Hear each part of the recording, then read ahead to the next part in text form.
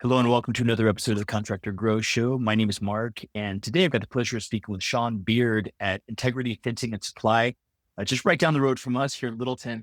Shawn, thanks so much for being on the show today. Thank you for having me. Fantastic. We've taken a look. I mean, you guys have got an amazing fencing company. Maybe you can just tell us a little bit about the story of kind of how you guys got started and where the business is at today. Yeah, no, it is a funny story. I was working for one of the larger fence companies in town, and I wasn't a foreman, anything like that. I had to have foot surgery. So I put in for to take time off or whatever. Well, they told me like you have to come back to work. And I'm like, well, I'm not cleared by my doctor yet. And they're like, well, we gotta let you go. I said, okay. Oh, You have to go. So they let me go. And what's funny is when COVID hit right after that, they had shut down their residential fencing division and took government money. So they were giving out the fencing leads to local fence companies. The funny thing is they didn't know that Integrity Fencing was AKA Shawn Beard, who you just fired. And yeah, luckily the HR lady I talked to me kind of put me in with this, right? So then this large fence company is giving out a couple of names to everybody who calls for residential fencing. Well, one of the names they're giving out is Integrity Fence. So I have no I way. started during COVID. Yeah, so I started in COVID. I think we just celebrated 5 years last month. So March of 2020 is when we started.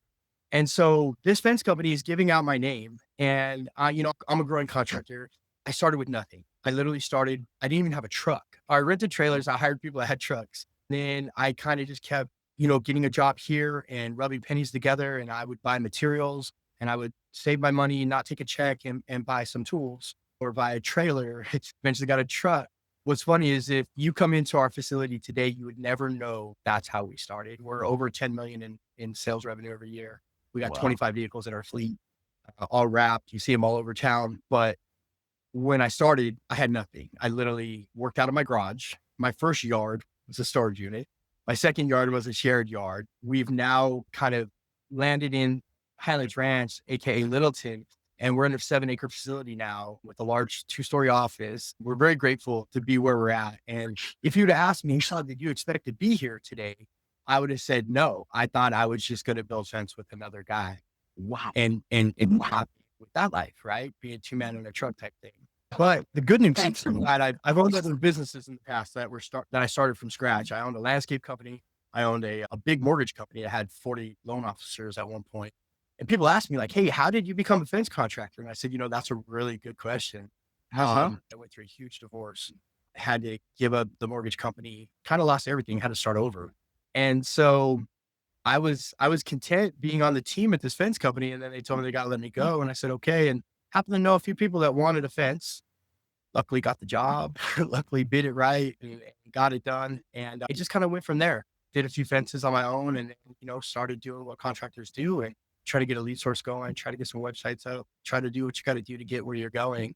And then the way it kind of worked out for us is that I started running one crew and then I realized I could sell fence pretty well. So that led to me starting another. What I had to do when I started, Mark, was ridiculous. If I worked probably 16 hours a day, every day, at least 8 hours on Saturday. And if I wasn't at home asleep or at an organization that I participate in, I was probably working all the time.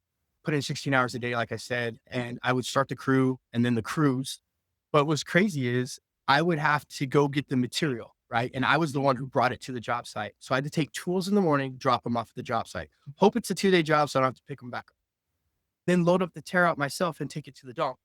And then when I got done with all that, I had to go do estimates all afternoon and hope that the crews didn't need anything. Spent my evenings typing up estimates, get estimates out. And back then I was so inefficient. I would be all over the city. I would take any lead from Angie's List or whatever. I'd be all over the city trying to lock down some business. But then when I started 2 crews, it got really crazy, right? Because now I got to do all this times 2. I got to get bids going. So luckily I hired a salesperson and back then she's not with us anymore. She was great. She came in and she was a workhorse. She liked to sell fence. So I got her selling fence for me. I started, hiring foremen, started developing a team. And once I got some salespeople going, it kind of evolved from there. My receptionist, who's now my operations manager, she's been with me 4 years. When she started with me, she actually started at my house. She would come to work. I would leave and she would come into the office on the 2nd story and start doing QuickBooks and start being the office manager. And today she's still with us and she's an exceptional employee. and she's grown well. She's now director of operations, or soon to be director of operations. She's worked hard for me, but we laugh about how it started, right? Did any of us think that that was awkward at the time? I'm thankful that we started going from there, and then we just started building the team, and we had a lot of growth and a lot of success. And so I didn't know when I started a contracting business that people didn't trust contract. Luckily, our name's Integrity, and we just like to do things a little bit differently. Our goal is to do things with excellence, do things with artistry, and have clear and transparent communication with our clients. We definitely want our clients to have a positive customer experience. And so I developed some core principles such as that into the company. It's even part of our mission statement now, but doing things a little bit different. Understand that contractors aren't very well trusted. So we want to make sure that they feel comfortable in their experience with us. Nowadays, we've evolved to the point of where we touch with the customer 9 different times throughout the process. Where I know most of my competition might be these, well, now it's the bigger companies, but the small guys, 2 guys in a truck, they're not calling, following up. They're not, they don't got an operations manager who's reaching out. The first year, I think we did 900,000 in business. The second year, we went up to 3 million. And from that point, we kind of kept doubling up to about the next year we hit 6 million.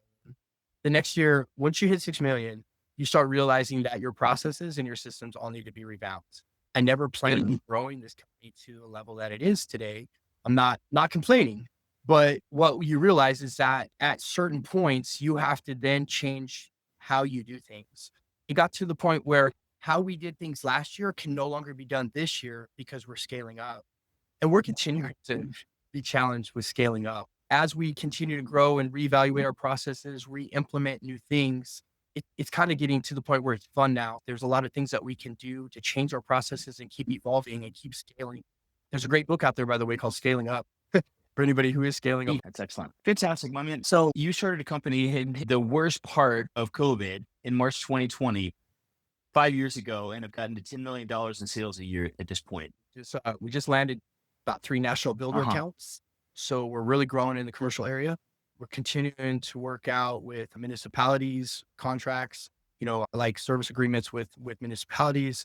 And so we're really growing. We got a great person in our commercial division who is our area manager, who has a lot of experience selling to a lot of builder developer relationships like that. So we're excited for that. Residential is part of our bread and butter. That's what's got us going up to this point. Residential is great because you install the fence and you get paid that same rate. Part of the issue with scaling up to 10 million is that eventually you have to break off these small jobs and go to these big jobs. So, I got a job out there right now that's a $70,000 job, and I must have completed it 3 weeks ago. And it's one of those jobs with prevailing wages, right? So I haven't been paid on it, and I probably won't get paid on it for another month. But you start landing these big jobs and you're like, great, 70,000, that's a good job. But when you got 7 of them, and you're not getting paid on any of them, well, then you got to make sure you're set up well as a business. You got enough cash flow, enough capital.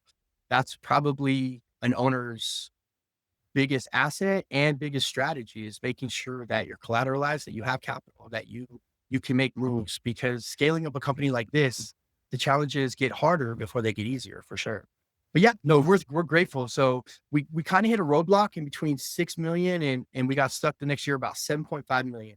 And that's when we realized that we were battling our own processes the most, right? However, we went from 7 to 9 million the previous year. So we got through that growth hurdle. And what I can tell you, it's about a team. It's about having processes. It's about having SOPs in place, because at some point you got to decide how big you want your business. You got to decide, where is it profitable and where is it not? I've heard of a lot of guys that run plumbing companies, and they're like, hey, I got 25 trucks on the road every day, but I was more profitable at 12 trucks a day. And I think really what it goes down to is what's your capacity to manage? Because at some point it just gets to be a machine that you really have to scale it out and decide what's good for you and what's not good for you. This year we brought in a great consultant, Tony Thornton from Thornton Consulting Group, who's very well known in the fencing industry. He was the director of the AFA for 15 years, or the executive director. And Tony came in and gave us a lot of good pointers this winter, and kind of helped us to reframe some things. Like, why are we chasing business with bad margins? For a couple of years of this business, I would chase down any deal. Now we start looking at things like, hey, is this type of fence type profitable for us? So we're using our chart of accounts and we're deciding like, hey, is it profitable to do ornamental iron in this area? Is it more profitable to do Trex here? So we're looking at certain things, and then we're modifying our marketing, our Google Ads campaigns. We're modifying those based on where we think the profitability is and things like that. So it's fun, it's great, but it's always a new challenge every year. And we're very thankful for the success we've had, grateful to be in a market like this. But yeah, it's been a good thing. But I really credit most of this to my team, because in the beginning it was all me. I had to do all the work. I tell my team, we have this acronym and it's for team, TEAM, and it's together, empowered, aligned, and making a difference. That the whole slogan behind it is my team makes me better, meaning that no one here can handle the whole process from start to finish. Not one person in this company can go handle the whole process the way we're set up anymore, because we got a yard, we have a warranty department, we have a stain department, we have a deck department, we have someone that introduces the calls to the sales department. Everybody has this process. We're a supply company, so we sell retail sales. So we sell a lot of material, probably be $1 million in retail sales this year, to other contractors or to general public for anything fencing needs. So we have all these departments. And so it's about our team, because somebody's handing off to someone else and they got to have awareness of who they're impacting down the line. Like my salespeople, they have to be really good at taking everything in their head and putting it onto that proposal with pictures and notes and things like that, because the installer going out there, he hasn't seen the project. He doesn't know anything about it. He's totally relying on the eyes and ears of the fence consultant coming out to look at the property. Yeah. So it's all about teamwork. It's all about making sure we have awareness of the team members around us. I always show the video of the Tour de France race. I don't know if you've ever seen it, but you can Google Tour de France race red, and the whole Tour de France, just trying to get her sign shown on TV. And her sign simply said, like, Nana and Papa love you. Right. But she literally wrecked the whole Tour de France. So part of our culture is that awareness. Like, how are we affecting the departments below us, behind us, above us, below us?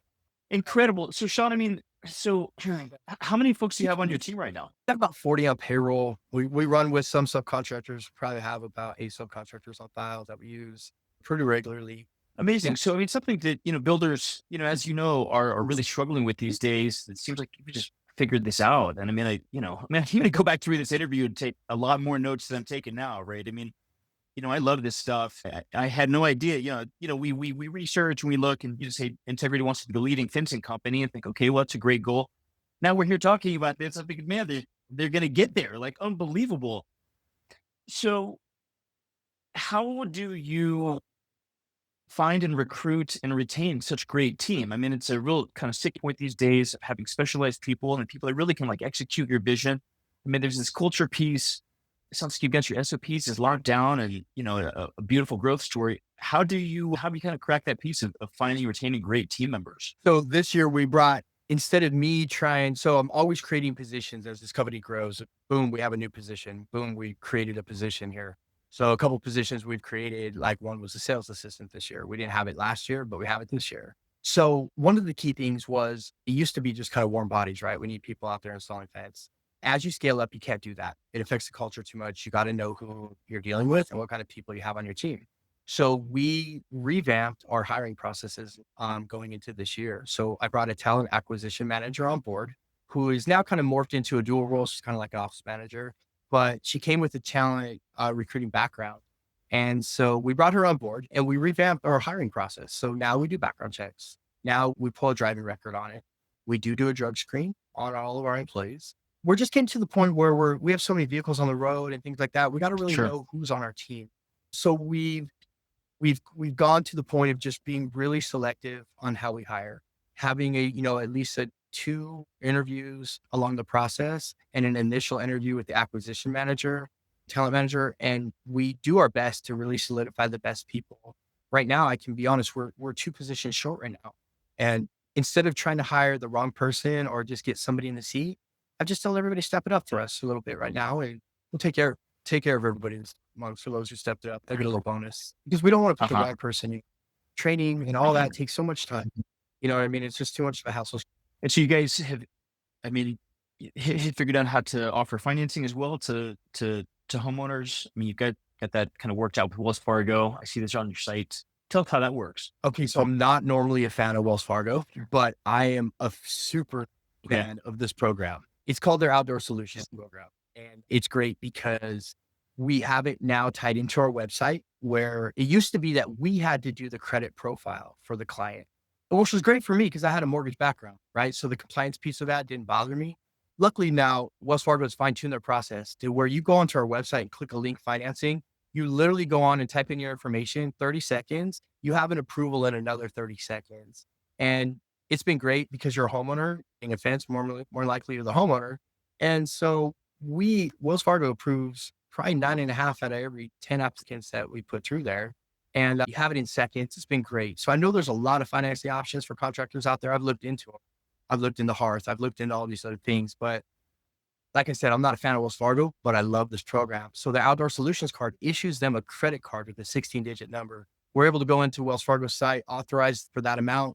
When we're done, we charge it. Customer doesn't have to pay deposit. We know that they're approved for that amount.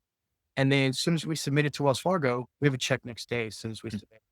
And the customer has options. They have options of a regular credit card, maybe 9% APR, or they can go with 12 months, same as cash, 24 months, same as cash, up to 48 months, same as cash.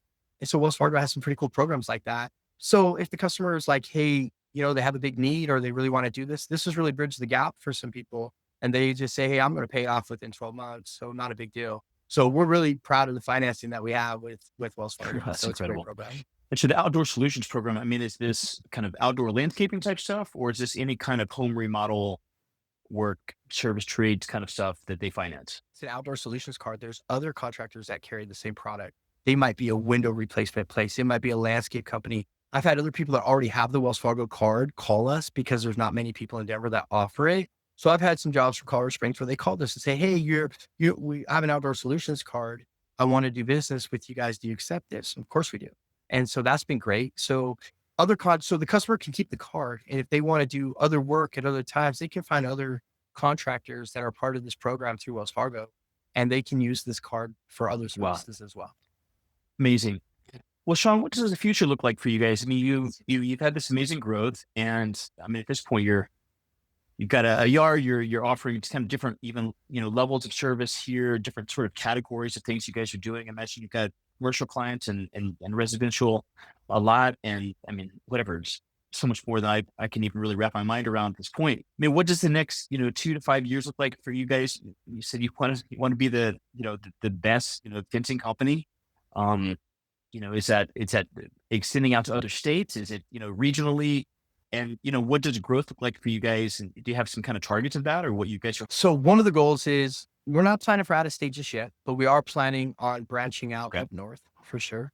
We know that the building, luckily we're so South Denver, we're Southwest Denver. So we're already on that South end towards Castle Rock where there's a lot of building taking place, but it's going to be going up north for us. So that will be an option.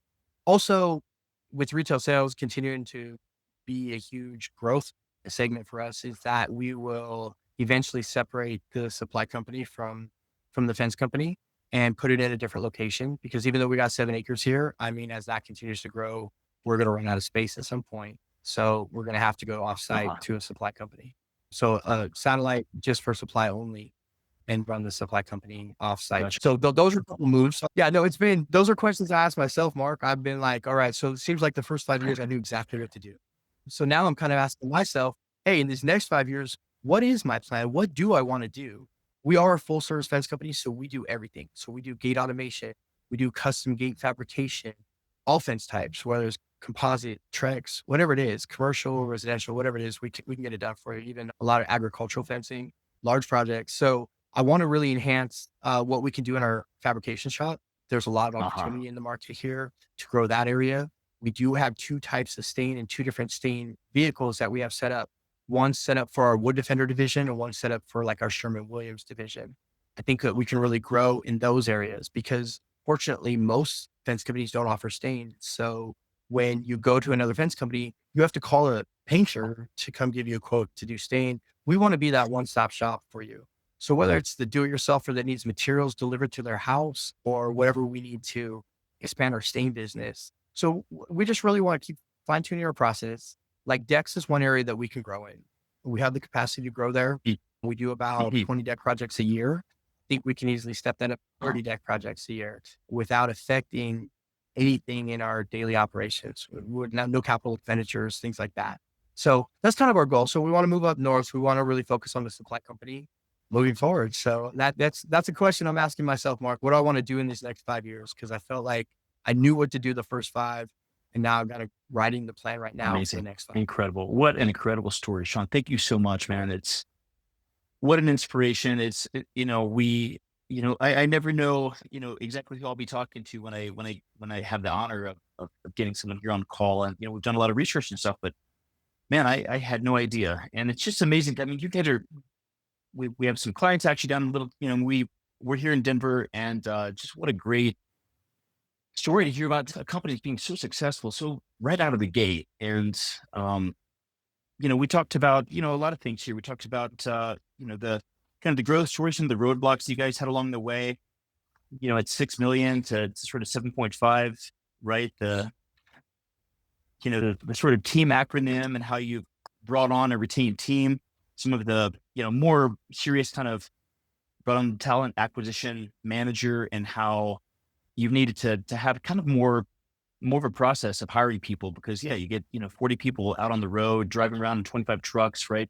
We need to know kind of what they're up to and kind of what's going on with those guys, and maybe approach this a little bit different level of, seriousness. There's always the conversation with insurance, right? What they want as well.